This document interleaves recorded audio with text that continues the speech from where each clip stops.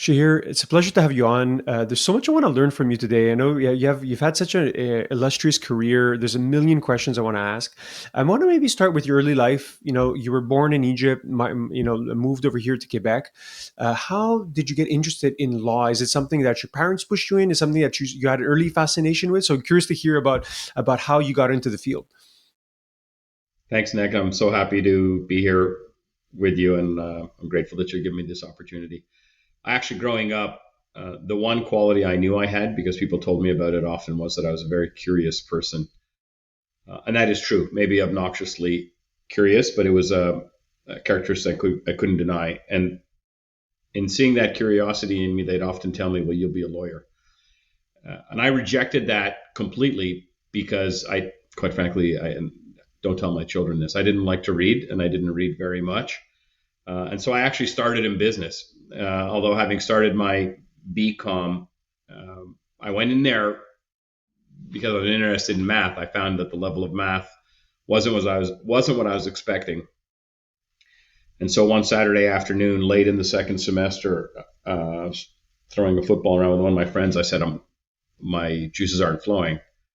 So I said, I'm going to apply to actuarial math, I think at Western, computer science at Waterloo, and law at McGill. I mean, it was a complete lark. And I put those three applications in. The only law school I applied to answered before the other two. I can't even remember if the other two answered. I wouldn't be surprised if they both rejected me. But in any event, by then I had been accepted at McGill and I went in.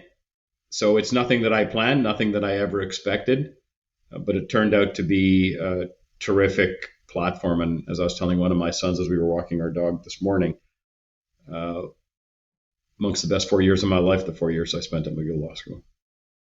Yeah. Do you remember a specific moment in time, or maybe a period where, as you're studying, or maybe then working the field, where you found out the fact that this is something that you want to make a career in, that you saw, the your professional life would be in law?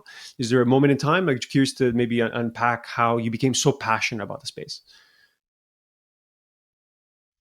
It didn't happen in law school. I mean, law school was eye opening for so many reasons. I got exposure to different cultures, different legal systems, different languages, a bunch of history and foundations that I just had never thought about or put my mind to before.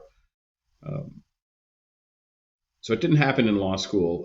It is obligatory in Quebec that you do sort of an apprenticeship or an articling position or stage, we call here. And I did do that. And it was during my stage that I found that, hey, I might really enjoy this because one, you're giving advice to people. Two, you can help people. Three, you are discovering things. And sometimes you are creating things. You could be in a factual situation that up until now has not been tested. And you have the opportunity to test it and to create it. And I found that during those months, I was able to research, I was able to articulate positions, I was able to be creative, I was able to think, I was able to give some advice, and I was able to negotiate even a little bit.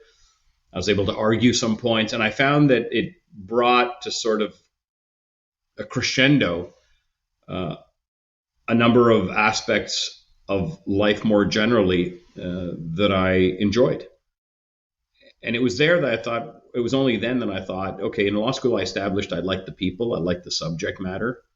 But it was during my articling time in my young years as a lawyer that I said, you could actually be impactful doing this job. Yeah, it's interesting hearing you speak about like the impact, and we're talking about before recording about this concept of like a 10x lawyer, and I see you wearing that hat. There's a concept in software of a 10x engineer, or it's like I've seen in my career where having a good lawyer on your side is almost like a superpower, where particularly during crucible moments of a company's life cycle, right? Like during an exit or a financing or a particularly tough period, having that kind of support. So it's interesting here you speak about how like you saw early in your career how you can make that impact. Before we talk about this notion of a 10x lawyer, I'd like to hear you maybe a little bit of like what would you describe the role? Like what would be in simplistic terms, what is the job itself? I tell the, I discovered long ago, and now I tell the young lawyers that your first job as a lawyer is to gain the trust of the people around you. Uh, to walk around town and say you are the best lawyer, or you know the law better than anybody else, or you can draft better than anybody else, or you can recite provisions of our civil code or criminal code or business companies act better than anybody else, is of marginal value, and it does not make you distinguishable from the thousands of great lawyers that practice in this city and across the country and across the world. What can distinguish you in the mind of someone is the trust that they have in you. And that trust comes with integrity, hard work, communications, good judgment, leaving something on the table, showing vulnerability when necessary, taking time to think. And I think that's foundational. It is elementary to say that you need to know the law and you need to be a good lawyer. You need to be able to know the subject matter in the same way that a computer engineer needs to know programming. But beyond that, the next level, I think, of success depends on the trust you are able to inspire in the people around you. And that mattered to me a lot when I had that insight. I learned it from others, and I've tried to apply it and it'll carry over if we get to speak about board positions or anything else. So much of this, or all of it, really is about trust. You need to have the tools of the trade, but after that, what distinguishes you from everybody else that does what you do, Nick, is people trust you. Yeah, it's funny hearing you talk about trust. It's like I feel like it's the topic we talk about the most internally, even though we don't have the same job. But when we're as consultants, we come in, we help the CEO, and the first thing we tell them, even during the sales process, like this is all about trust. Like, so if we're gonna help, it's really kind of the key factor. But then obviously, in your position, or like let's say a high performing lawyer's position, there's the notion of trust. So being able to have that credibility to a certain extent, to be able to provide the advice based on what you know. So it's kind of this duality of knowing your stuff, knowing how to be able to counsel, provide advice, but then having the credibility that it's actually acted upon. So it's the only way that happens is that if someone is actually willing to listen to you. Yeah, and that comes with mileage. So if I'm seeing a situation for the first time, and you and I are faced with a situation the first time, it's difficult for you to trust my instincts because all they are instinct based on a whole number of other analogous situations. Whereas if you're facing something for the first time in your company, a sale transaction, a financing, firing somebody, and I've seen it 1,000 times, then you should have some level of comfort. So track record matters a lot, and I'm extremely, fortunate and grateful and blessed that I had over the years the opportunity to see so many different situations, very difficult ones, but also very successful ones. Some very simple, some very complex. But having run the trenches of those challenges in the past, if you and I are running through them again this time, I'll say, be careful. There's a puddle here. There's a landmine there. There's a sunny spot in the corner. Let's go find that sunny spot. It is about being able to anticipate what's around the corner long before you get around the corner. And that's something that doesn't come from any innate talent. We're not born with it, at least in my view. It comes with experience. Just like how, I once asked a hockey coach, how come his son was played so well? He said, it's just ice time. And so with the amount of time I had on the proverbial ice, I've really had the opportunity to work with great people who've asked some really hard questions, been in some difficult situations. We work through them together. And now as I've told many in the past, I'm a great cheater. I can take what I learned from one experience and apply it to another experience. And then I'll take from what I'm learning from that new experience and apply it to a future experience. And it's been tremendously rewarding from a professional perspective. It's like the knowledge is almost like the analogy is like knowledge is like a tree. So you need a strong foundation, and as you grow, you're able to go higher and higher. So like I find that your notion of experience, hard work, and then obviously combined with some innate talent, like you mentioned, like being able to read people, building trust. How has your role changed from, practicing law, being a lawyer at Osler, to now being co-chair, taking on a slightly different role, obviously, at the firm? Yeah. So first of all, I'm still practicing, and it was a condition of me assuming this privilege to be co-chair of the firm that I continue my practice. You know, if you listen to if you play back what we just said a few moments ago, it's not that different, and here's why. It's all about trust again. So in one part of my day, I hope I'm working in a trusting relationship with my clients. In another part of my day, I'm planning or intending or hoping to be working in a trusting relationship with my partners. And there are different kind of challenges, different kind of issues come up, but foundationally, it's all about trust again, and trust on the judgment calls that are required for the leadership of any organization, like you leading your organization, or the leadership at Google, or the leadership at a local tech company. So I've taken what I've learned from clients I've worked with over the years as their trusted legal advisor, and applied that to this. Hopefully, taken the best of those attributes that I've picked up over the years and applied them to the leadership role at Osler. Again, anchored in the trust that I have of my partners. And if I don't have that trust, then I don't have this role, or at least I don't have this role with a happy outcome for anybody. I find you're sharing some great timeless principles about, like just life in general, but also specific to business, this notion of trust.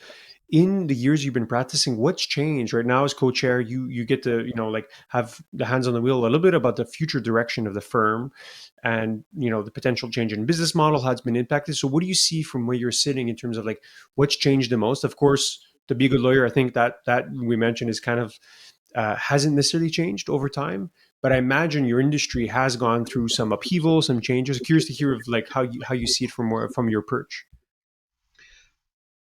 That's a great question. When I first started in the practice, the concept of business development didn't even work. A law firm was a profession; it was not a business. We sat there, people called us, we did their work, and we moved on.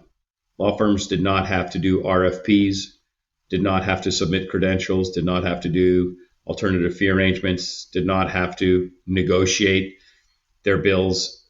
We were professionals. We were called. We were extremely busy. And it was, a gentleman's activity, a gentleman's profession, not to the exclusion of women, but it was, not meant to be a business. It is clearly shifted to being a business, and we all have some corporate structures, and we have some of the same functions that a corporate entity would have. We have HR, we have general counsel, we have large business development departments, we have RFP departments, procurement departments. We have things that companies have now because the firms are big and the market is competitive, and the firms in the US and the UK are doing this. So the Canadian firms need to achieve that type of efficiency and return on capital, and need to do those kinds of things to be able to protect and or gain market share. So that's the first thing that's happened.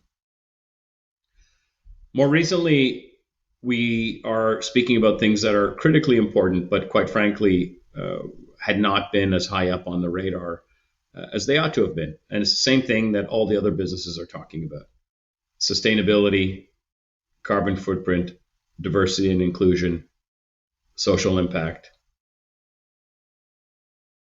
I think firms more and more are conscientious, or want to be, and I can tell you our firm is, care about being relevant beyond just generating money.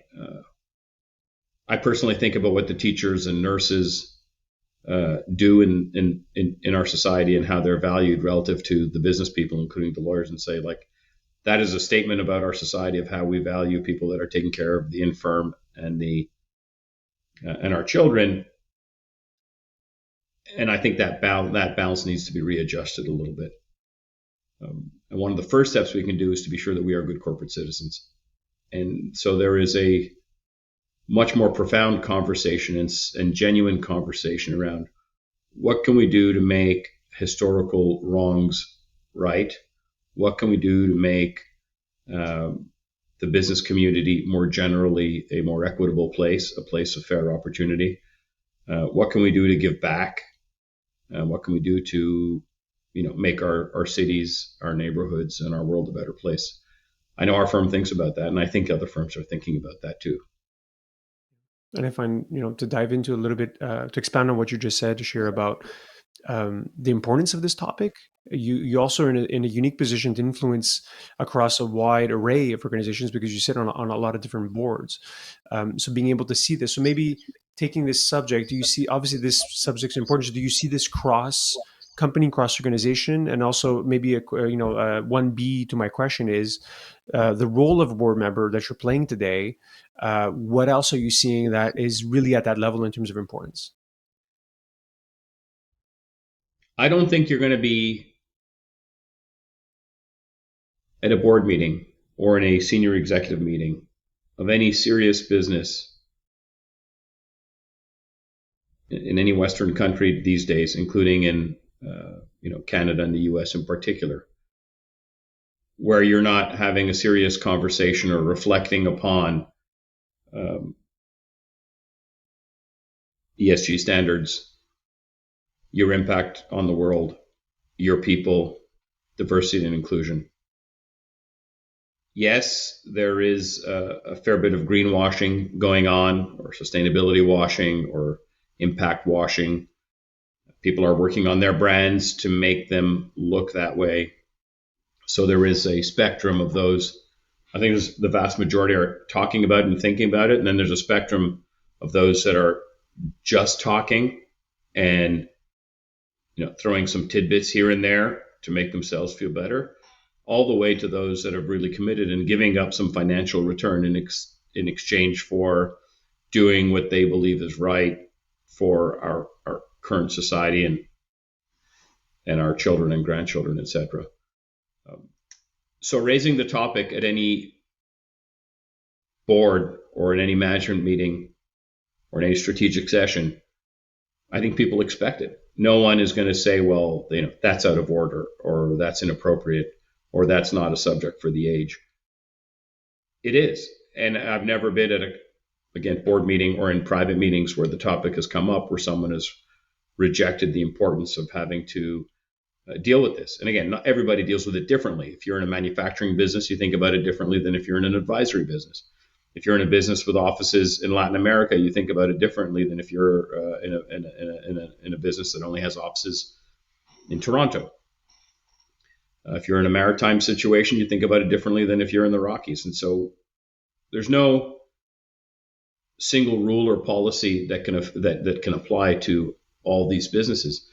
But there's just an overarching objective of saying we want to be relevant. We want to have a purpose beyond the purpose of just making money. And here's where it really gets interesting. Some will say we are prepared to make a little bit less in exchange for doing a little bit more good. Yeah, and that's we think that gives us a competitive advantage with our suppliers, with our customers, with our employees, etc. yeah, that's a great feedback, Share. I find where I struggle with it is the what's the expression? A spoiled apple, a rotten apple spoils the bunch.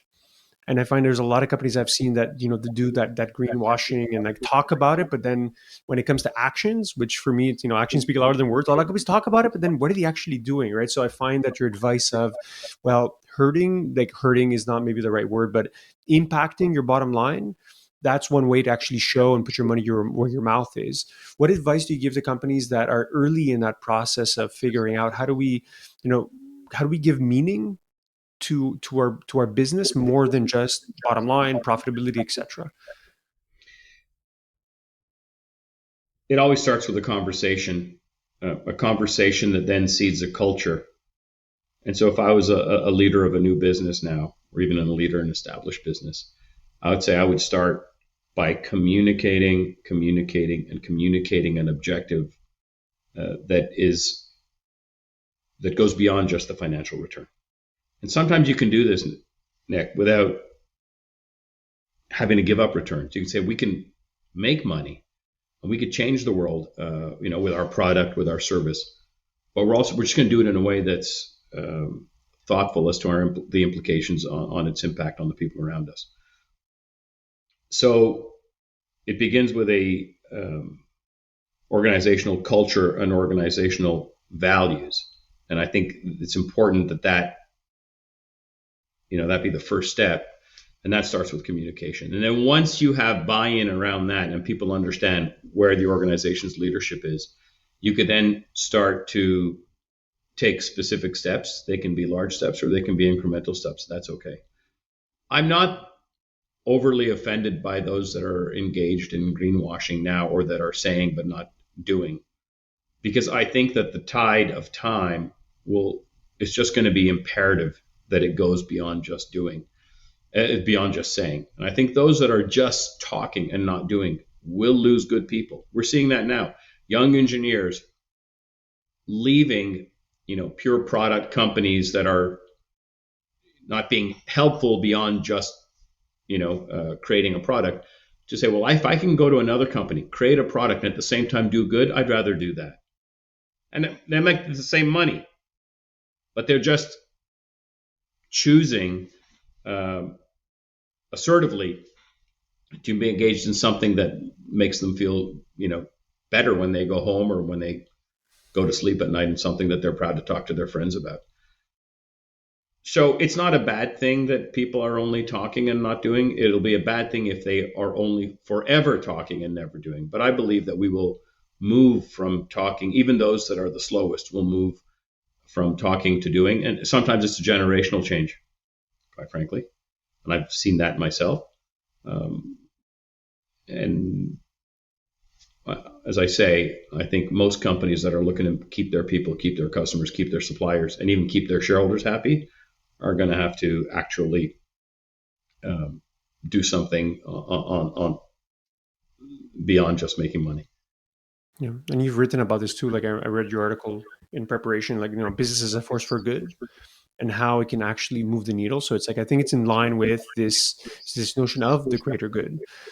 Maybe to shift gears just a little bit, I'm going to go back to this topic we spoke about. This notion of a 10x lawyer, or just how impactful a good lawyer can be to a company. But I think beyond that, I think looking at your track record, you've participated in financings of companies. You've participated obviously in a lot of transactions, and also a lot of fund formations. So you've almost like the whole life cycle of like a fund being formed, then that fund funding companies, and then those companies then exiting. So it's like really seeing it. So I'm obviously selfishly asking here lessons, particularly in the tech industry, what you've seen, any lessons that you may impart from really seeing it from like the early days of even the fund itself being formed to exits. Yeah. Wow, there's lots of lessons. We need a 10-hour podcast to do that one. I'd say that the most successful companies I've seen have been led by people that are passionate by their vision. And they are convinced that what they're doing is a positive step in the evolution of the world, one way or the other. And they have the foresight to structure whatever transaction they're doing in a way that doesn't mortgage their future. They're not so desperate for a particular relationship or a particular dollar that they're going to compromise on the long-term vision. And they stick to it. And for the most part, it works. Sometimes you have to put a little bit more water in your wine than you want. But these are people that know what they're doing. They are trying to break barriers. They're trying to do things that have never been done before. And they've done it well. They're great communicators. They bring this, something which I've tried to make my own, be, what's the expression? This joyful inspiration. So it's not just inspiration, it's not just motivation, it's not just hierarchy, but this joyful inspiration to their leadership, so that people are happy and motivated to achieve the objectives that the business leader has set out. And then they go step by step and work very hard. And time and again, I think about the entrepreneurs I've worked with, including in the tech space. All sorts of different personalities. Some are super serious, some are super relaxed. Some like to have big parties, others don't. Some are family people, some are not. Some have formal education, some are not. But the one thing they share in common is that they have vision, passion, hard work, and great EQ. Doesn't mean they're extroverts, doesn't mean they're introverts, but they do have great EQ. They know the people around them, and they surround themselves with the best people. That's both in terms of their direct reports, but also in terms of their investors. And they try not to sell their future for a quick gain in the short term. There's so much more to be said about that topic, but that's why we have so many great entrepreneurs in Canada. They followed that recipe, and then they become serial entrepreneurs. And then people watch them and learn from them. Then they copy them and do the same thing themselves, and it's terrific for the ecosystem. Yeah, that's great advice or great insights into that. And like I said, maybe we'll do a round two. Like you said, 10-hour podcast. I'll definitely take you up on that. Does the advice change for fund managers? You've participated, you've seen so many funds. Is it slightly different, or is it really just the same? Look, I think it's a little bit different because the fund manager is now trying to inspire a lot of people to give them money on a project that's not yet defined. I mean, you give me some money, give me 10 or 12 years, and I'll return all your money to you. And you're going to pay me to manage your money. And I don't know exactly what I'm investing in, but I know I'm investing in this category, whatever, deep tech, biotech, med tech, clean tech, renewable energy, energy transition. And then after that, you just have to watch me run. And every once in a while, you're going to send me a note saying, please send me some more money. And I have to trust you again to send you more money. So the fund manager is not only selling his or her leadership and vision, but they are the level of trust that you have to sell there. You're also selling track record. You can be a first-time entrepreneur at a tech company, never done it before, but have a great idea and have the scientific background to develop this great idea without any track record. But it's very difficult to be a fund manager if you don't have track record, including managing other people's money and showing some realized IRR on that money. So it is a bit different, but that fundamental characteristic of trust and EQ is there. But it also takes more history, I think, than an entrepreneur needs to get going. Yeah, that's some great insights. Like you said, it's a little bit similar. You need to inspire people, have a vision, this time not to your clients or investors, but to LPs to be able to show them, hey, this is where we're going as well. We've been talking a lot about people, sharing this notion of trust, and maybe to switch gears, just going back to the previous topic about people and sustainability and doing well. I see you wearing this hat of like being more out there, talking about doing good in the world. So curious about this notion of giving back today. Like, what are the areas that you're more interested in reading about, that you're spending time and/or money on, that you think are worth talking about? There are so many great causes. It's hard to pick any.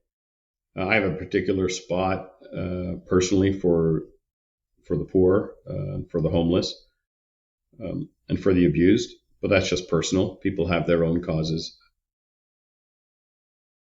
What I'm doing right now, beyond our own family philanthropy that we've engaged in for years, it's just part of our culture and something we learned from not just our parents, but our grandparents and from our church, is I'm trying to inspire others to do the same. Not so much to just give, but to run their lives in a way that's positively impactful on those around them. As a matter of fact, I'm just coming back from a partners conference where I decided not to speak at all about the firm or the business of law or the firm's business, but just speak about impact.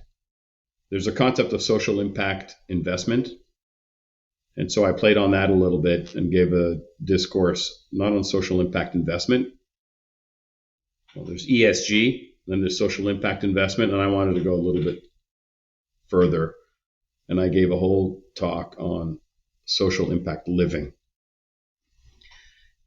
And so I sort of feel like part of my role now, beyond my own personal obligations and my family obligations that we're trying to teach our kids and the people, kids around our kids, to give of their time and of their money, because it's not just about giving time, it's about giving talent and resource and energy,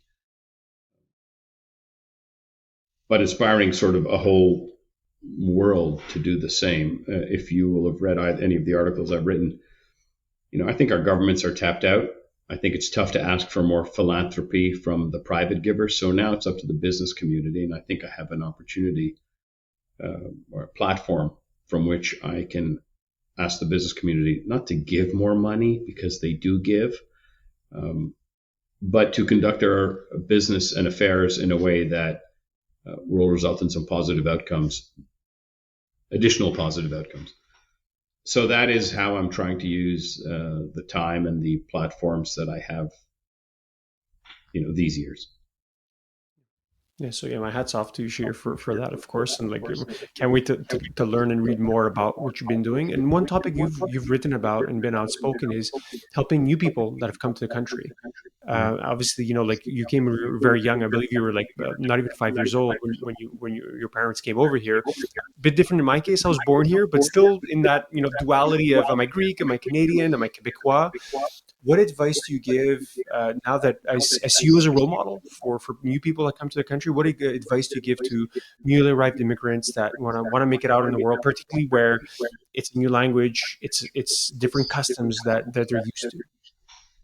Yeah, well, that's a great. Thank you for asking that question. I wrote a piece in Le Devoir not so long ago, and you may be referring to that. This is a topic I actually hated, like literally hated. And anytime anyone asked me to speak on the topic, not only would I say no, I wouldn't even have the courtesy of responding. When we came when we were three, I was three. There weren't many people around me, like immigrants or the children of an immigrant family. So I felt that I had no choice but to be like all the other kids in the West Island of Montreal, as I wrote in the article, white, typically WASP, who became my great friends. And I wanted to get as far away from possible from the label of being anything other than a white boy in the English part of Montreal. And so as I grew up with that kind of subliminal objective or subconscious objective, as the years went by, there was opportunity to speak on behalf of new arrivals, immigrants, visible minorities, etc. And I didn't want to have anything to do with it because I didn't see myself that way. And then a couple of opportunities came up where the people were a bit more insistent. One of them was the bar, the Quebec bar. I can't remember if it's when I became managing partner or co-chair of the firm, whatever, said, can you come speak about diversity and inclusion at an event of the Barreau du Québec. And I said, not really. And then they pushed a little bit harder. So I said, fine. And I did it, and I felt good for doing it. And then a few years after that, I became chair of the Chamber of Commerce. The mayor at the time, Valérie Plante, still the mayor, asked me if I'd work with her on a campaign where I'd be co-porte-parole or co-spokesperson with her on an initiative to help new immigrants, visible minorities, etc., integrate better into the Montreal economy. I thought about it because, again, it was off of my own personal branding or off my own script or how I thought of myself. But I sort of felt that I had an obligation to do it, and I did it. And in the course of doing that, I did meet, and you go into the newspapers, the TV, the radio, doing the interviews. The topic came closer to me because I did realize that I had exceptional opportunities. And extremely grateful. And I've thanked the people that have given me opportunities time and time again. My first employer, which was another law firm, my first big Quebec client, which didn't know me from Adam, my first sponsors in some of the things I wanted to do, and they just gave me an opportunity. And it occurred to me that there are some people not getting those opportunities. And so I'd like to be an advocate. I'm not now, but I'd like to be an advocate for just equal opportunity. I've never advocated for people getting a free shot or a free ride. I'm not inclined to give anybody a free ride or give anybody a pass, but I am inclined to give everybody an opportunity, an equal opportunity. I don't care where you come from. I don't care the color of your skin. I don't care whether you have an accent or not. I just think that everyone should be given an opportunity, because I've seen some very well trained, visible minorities not getting the opportunities they deserve. And I believe that had they had them, they would have been tremendously successful. And so they leave and go elsewhere. And that's a shame. That's our loss. So, again, I am advocating and will advocate for people to have the opportunities I had, or better opportunities, or any opportunities. I'm not advocating for them all to become partners or CEOs or board members or bosses or even to get jobs. I'm just advocating that they be given a fair, unbiased opportunity. And I think that they will earn it if given the opportunity. Not all of them. Some will succeed, some won't. Just like a non-immigrant. Some will succeed and some won't. But it's not possible. Right now, the math doesn't work that there's a disproportionate number of immigrants and new arrivals that are not succeeding, and that is, I think, because they're not getting fair opportunity. We're doing much better. We're doing much better, but I think there's still room to go. Yeah, it's very inspiring to hear you speak, Shahir. And I find with opportunity, the word that comes to mind is luck. Like I feel so lucky. You've been born. You're in this like rich country. I could have been born in Aleppo with like bombs falling. So there's this notion of luck. Sometimes, hey, we're so lucky. So it's like for the people that don't have that luck and then do manage to make it here, giving them that shot, I think is very admirable. So I do hope. I think you are an advocate already. I'd push back on your point of not being one. So I hope you continue on that journey, Shahir. Can I just say, like, no one should use their immigrant status as a crutch either. Like, I want you to do me a favor because I'm a new arrival.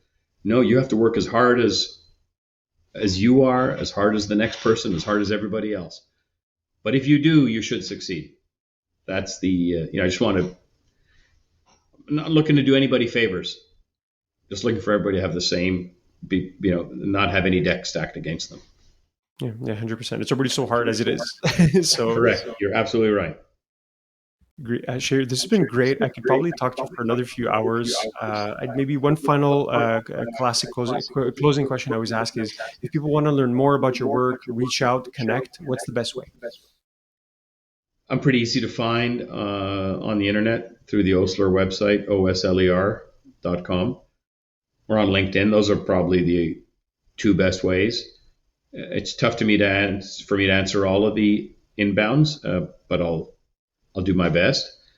And if people have suggestions on what I can do to advance any of the themes that I particularly care about, I'm more than happy to hear about them. And I'm extremely grateful to you, Nick, for this opportunity, and I hope it wasn't a waste of your time, and I hope anybody that's listened to it to this point in it will not have regretted the sleep they could have had rather than listening here. It's been an honor and a pleasure, Shahir. Thank you for your time. Thank you.